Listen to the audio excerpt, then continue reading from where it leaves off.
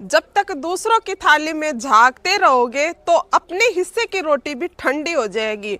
और खुश रहना है तो जो आपके पास में है उसी में स्वाद ढूंढना सीखो, उसी में ही मन की शांति है। अगर आपको बात सही लगी हो तो लाइक शेयर फॉलो जरूर कर देना।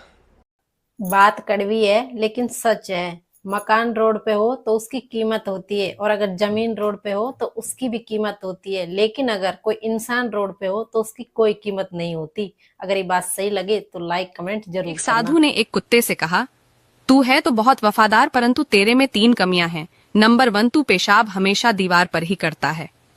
नंबर 2, तू भिखारी को देखकर बिना बात के ही भोंकता है। नंबर 3, तू रात को भौंक भौंक कर लोगों के नींद खराब करता है।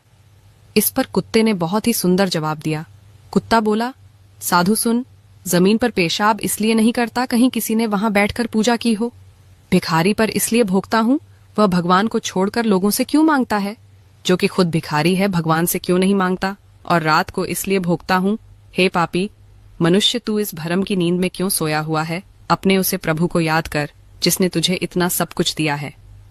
आपको यह कहानी कैसी लगी कमेंट में जरूर बताएं, और साथ में पेज को फॉलो जरूर कर लें। दारू पीने के फायदे। नंबर 1, दारू पीने के बाद आपको लगेगा मैं ही राजा हूँ, मैं ही मंत्री हूँ। नंबर 2, आप किसी की नहीं सुनोगे, सब आपकी सुनेंगे। नंबर 3, दारू पीने के बाद आप नालियों में नहाने का आनंद उठा सकते हैं। नंबर 4, कहीं भी कचरे में चैन की नींद सो सकते हो। नंबर 5, कोई आपको पिट पिट कर लाल भी कर दे तो भी आपको पता नहीं चलेगा। शेयर करो अपने दारूबाज दोस्त को और हमें फॉलो करो। 8 लोगों के पैर भूलकर भी मत छूना, वरना अनजाने में ही आपसे बहुत बड़ा पाप हो जाएगा। नंबर 1, दामाद को ससुर के पैर नहीं छूने चाहिए। जब से महादेव जी ने दक्ष का शीर्ष काटा, तभी से दामाद ससुर के पैर ना छुए, यही नियम है। नंबर 2, भांजे को मामा के पैर नहीं छूने चाहिए। जब से कान्हा जी ने कंस का उद्धार किया, तब से ये नियम है। नंबर 3, कुंवारी कन्या देवी स्वरूप होती है, उनसे भी पैर न छुआए।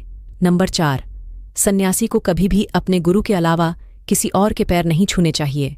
नंबर 5, लेटे हुए व्यक्ति के पैर तो कभी न छुए, क्योंकि लेटी अवस्था में तो हमेशा मृत व्यक्ति के पैर छुए जाते हैं।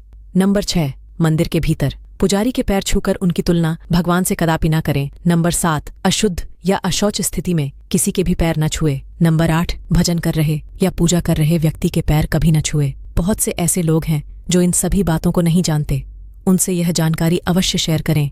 हर हर महादेव।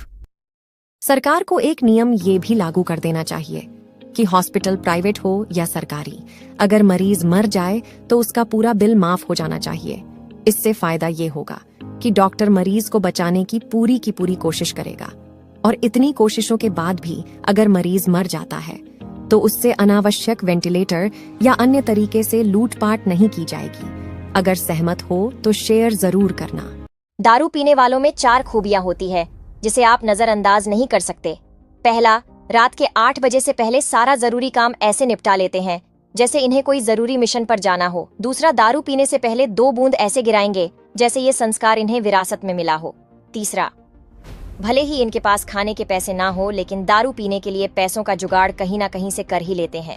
और चौथा, रोज दारू पीने के बाद कसम खा के बोलेंगे कि कल से दारू नहीं पीऊंगा, और सुबह दारू उतरते ही सारी कस्में भूल जाते हैं।